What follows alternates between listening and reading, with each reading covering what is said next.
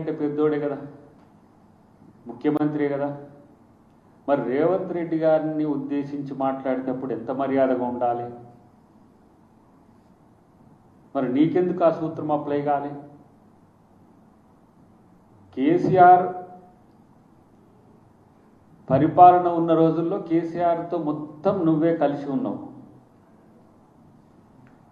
ఇలా ప్రతి పాపంలోనే నువ్వే ఉండి ఈరోజు ముఖ్యమంత్రి గారు రేవంత్ రెడ్డి గారు చేస్తున్న ప్రజాపాలన తీరు చూసి ఓర్వలేక నువ్వు మాట్లాడుతున్న తీరు చూస్తే నిజంగా నిన్ను ఏం తిట్టాలనో కూడా అర్థం కావట్లేదు. నీలాంటి ఒక దిగజారుడు రాజకీయ నాయకుడిని ఉద్దేశించి మాట్లాడాలంటే కూడా ఒకంత ఆత్మాభిమానం అడ్డం వస్తున్న పరిస్థితి. కానీ తప్పదు. ఎందుకంటే ఈ రోజు నుంచి నువ్వు మాట్లాడిన భాషే కాంగ్రెస్ పార్టీ నాయకులు మాట్లాడతారు. ఒక్కరు కాదు, ఇక ముఖ్యమంత్రి గారి నుంచి మొదలు పెడితే క్షేత్రస్థాయిలో ఉండేంత వరకు కేసీఆర్ కేటీఆర్ బూతు భాషనే మాట్లాడాల్సిందిగా నేను విజ్ఞప్తి చేస్తున్నాను. ఎందుకంటే వీళ్ళు మారరు, వీళ్ళకు అధికారం పోయినా మారరు, వీళ్ళు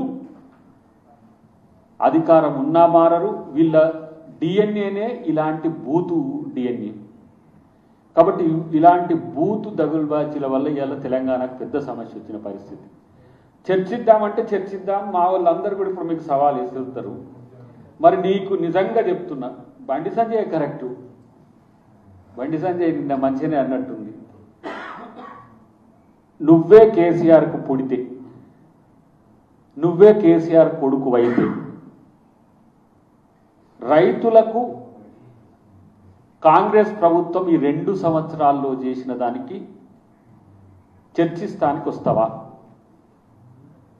నేనైతే ప్రతిసారి అంటున్నా, బీజేపీ వాళ్ళు మాట్లాడితే బీజేపీ ఆఫీస్కి వచ్చి చెప్తామంటున్నా, బీఆర్ఎస్ వాళ్ళు మాట్లాడితే బీఆర్ఎస్ పార్టీ ఆఫీస్కి వచ్చి చెప్తామంటున్నా. నువ్వు ఈ సవాల్ని తీసుకో కేటీఆర్.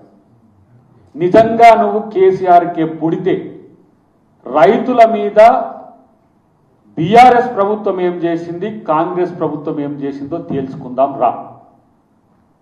నువ్వే చెప్పు ప్లీజ్, నీ దగ్గరికి వస్తాం ఈసారి. కాకపోతే నీ స్థాయి కాదు, గుర్తుపెట్టుకో.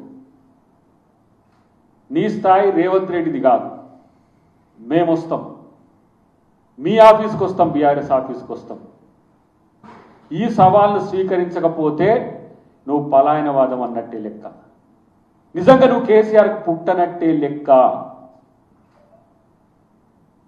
కేసీఆర్ మీద కొంత గౌరవం ఉంది కేటీఆర్.